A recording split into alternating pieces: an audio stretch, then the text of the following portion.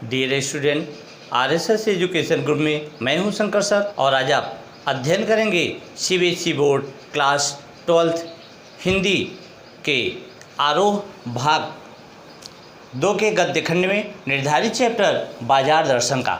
बाजार दर्शन आपके गद्य खंड का दूसरा चैप्टर है जिसके लेखक जैनेन्द्र कुमार हैं। बच्चों, बाजार दर्शन जैनेन्द्र कुमार द्वारा रचित एक बहुत ही महत्वपूर्ण चैप्टर है जिस पर उन्होंने बाजार की सार्थकता का बड़ा सुंदर वर्णन किया है और लगभग 1-1.5 दशक पहले बाजार दर्शन पर कभी भी किसी लेखकों ने परिचर्चा नहीं की थी, लेकिन जैनेन्द्र कुमार ने अपने लेख के द्वारा बाजार दर्शन की सार्थकता कैसी होती है, किस प्रकार से वह सर्वसुलभ होती है, इस पर उन्होंने वर्णन किया। इस तरह से जैनेन्द्र कुमार का लेख आज भी बाजार दर्शन की अंतर्वस्तु को समझाने के मामले में बेजोड़ है। वे अपने मित्रों, अपने परिचितों तथा अनेक अपने करीबी सगे संबंधियों से जुड़े अनुभवों को बताते हुए कहते हैं कि बाजार की जादुई ताकत कैसे हमें अपना गुलाम बना लेती है। अगर हम अपनी आवश्यकता को ठीक ठीक समझकर बाजार का सही तरीके से प्रयोग करें तो उसका लाभ उठा सकते हैं, लेकिन अगर हम ज़रूरत को तय कर बाजार में जाने के बजाय उसकी चमक दमक में फंस गए तो वह असंतोष, तृष्णा और ईर्ष्या से घायल करके हमें सदा के लिए बेकार बना देगी।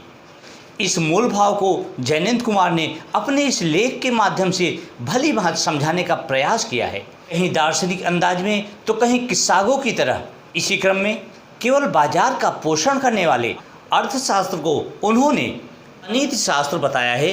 तो इस प्रकार से जैनेन्द्र कुमार ने अपनी बाजार दर्शन लेख के द्वारा लोगों की कैसे सोच होती है, किस प्रकार से लोग चमक दमक की ओर आकर्षित हो जाते हैं और एक अच्छे बाजार की क्रेता और विक्रेता की क्या सार्थकता होनी चाहिए, क्या महत्ता होनी चाहिए, इस पर उन्होंने विशेष रूप से सभी का ध्यान आकर्षित किया है। तो आइए पाठ का सारांश और पाठ के महत्वपूर्ण बिंदुओं की चर्चा प्रारंभ करते हैं। आपको स्क्रीन बोर्ड पर पाठ का सारांश और महत्वपूर्ण बिंदु दिखाई पड़ेगा और मैं उनकी व्याख्या करता रहूँगा। लेखक लिखते हैं कि एक बार लेखक के मित्र बाजार गए और बाजार से लौटने पर हाथ में बहुत से बंडल थे। लेखक ने उनसे पूछा, यह क्या? तो मित्र ने इतना सामान खरीदने का दोष अपनी पत्नी पर डाल दिया। लेखक ने कहा, इतना सामान? तो मित्र ने सामने मनी बैग फैला दिया। मित्र ने कहा, यह देखिए, सब उड़ गया, अब जो रेल टिकट के लिए बचा हो। लेखक कहते हैं, यह तो सत्य है कि आदिकाल से पति से पत्नी की प्रमुखता प्रमाणित है और स्त्री माया जोड़ने के बारे में प्रसिद्ध है, लेकिन लेखक का मानना है कि उसके मित्र ने अपनी कमी छुपाने के लिए पत्नी की ओट ली।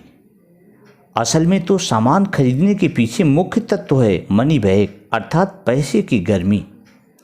पैसा पावर है और उस पावर को दिखाने के लिए अगर मकान, कोठी, माल असबाब ना हो तो पैसे का महत्व नहीं रह जाता।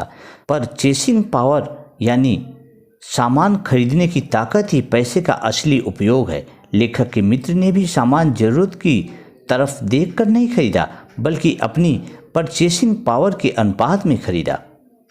लेखक कहते हैं कि इस सिलसिले में एक और महत्व का तत्व है, वह है बाजार, क्योंकि बाजार ग्राहकों को आमंत्रित करता है और जैसे कहता हो, आओ मुझे लूटो और लूटो, सब भूल जाओ, मुझे देखो, मेरा रूप और किसके लिए है, मैं तुम्हारे लिए हूँ। नहीं कुछ चाहते हो तो भी देखने में क्या हर्ज है, अजी आओ भी। इस प्रकार से लेखक व्यक्त करते हैं। लेखक के अनुसार बाजार का यह आमंत्रण यद्यपि मूक होता है, लेकिन उसके द्वारा मन में सामान के लिए चाह जगती है। चाह का अर्थ हुआ अभाव। बाजार में खड़े आदमी को लगने लगता है कि उसके पास काफ़ी नहीं है, उसे और चाहिए। इस तरह से बाजार ग्राहक के मन में हीनता की भावना उत्पन्न करती है। जैनेन्द्र जी एक और मित्र की बात बताते हैं। उनका मित्र दोपहर से पहले बाजार गया और शाम को वापस लौटा तो आया खाली हाथ। लेखक ने जब उससे पूछा कि इतनी देर कहाँ रहे, तो वह बोला, बाजार देखते रहे।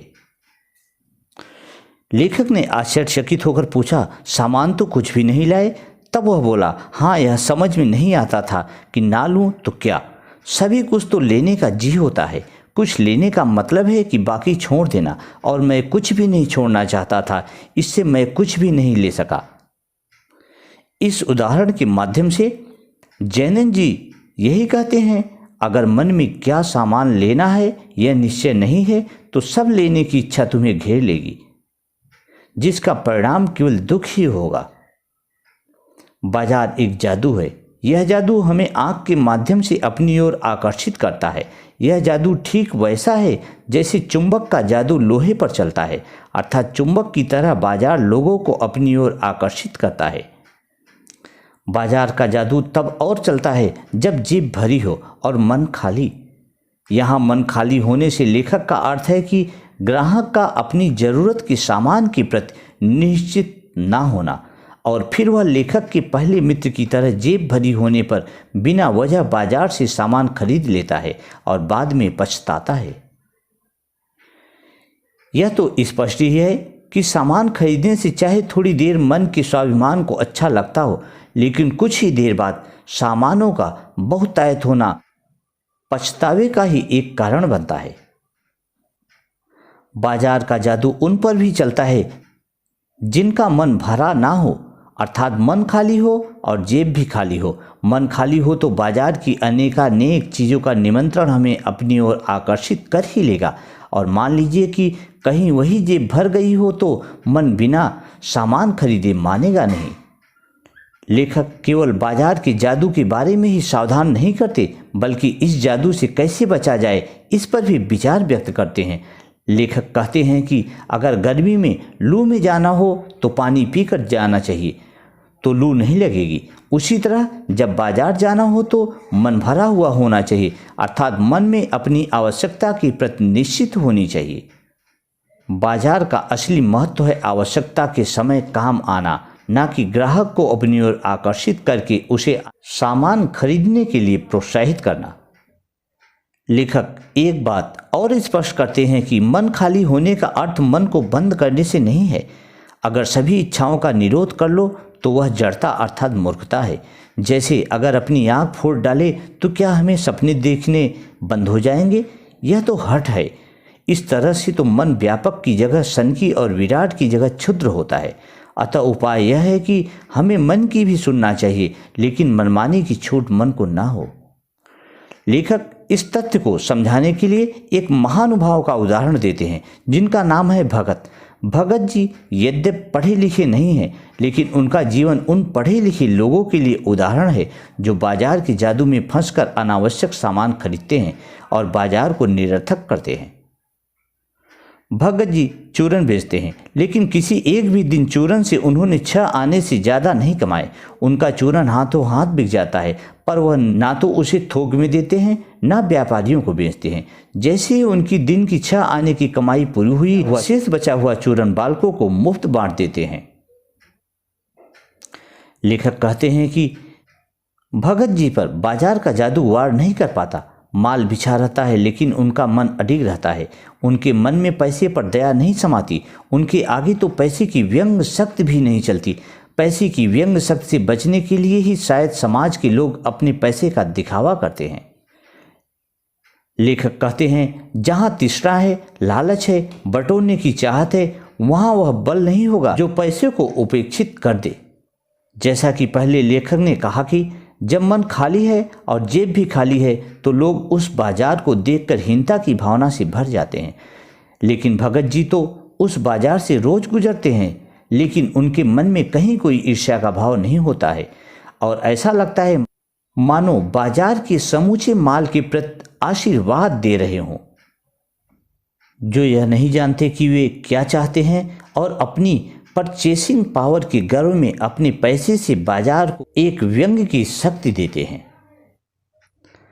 ऐसे लोग ना तो बाजार से लाभ उठा सकते हैं और ना बाजार को सच्चा लाभ दे सकते हैं, क्योंकि जैसा पहले ही बताया गया है कि बाजार का सच्चा लाभ यह है कि वह लोगों की आवश्यकता को पूरा करे, ना कि उनके मन में ईर्ष्या, हीनता, अभिमान जैसे भावों को बढ़ाए। अनावश्यक सामान खरीदने से केवल बाजार का बाजारूपन बढ़ता है, अर्थात कपट का बढ़ना और सद्भाव का घटना। बाजार और ग्राहक एक दूसरे के पूरक हैं, लेकिन जब दोनों के मन में एक दूसरे को ठगने की बात आ जाए, एक दूसरे की हानि में अपना लाभ देखने लगी, तो शोषण होने लगता है और ऐसा बाजार मानव के लिए विडंबना बन जाता है। ऐसा अर्थशास्त्र अनीति शास्त्र बन जाता है। तो इस प्रकार से बच्चों आपके पाठ का सारांश और महत्वपूर्ण बिंदु समाप्त होते हैं। तो बच्चों आशा है यह वीडियो आपको पसंद आई होगी। अगर वीडियो आपको अच्छी लगी हो तो सब्सक्राइब, लाइक और बेल आइकन की बटन को ओके करना ना भूलें और अधिक से अधिक अपने मित्रों को, दोस्तों को शेयर करना ना भूलें। तो आज के लिए बस इतना ही। Thank you so much.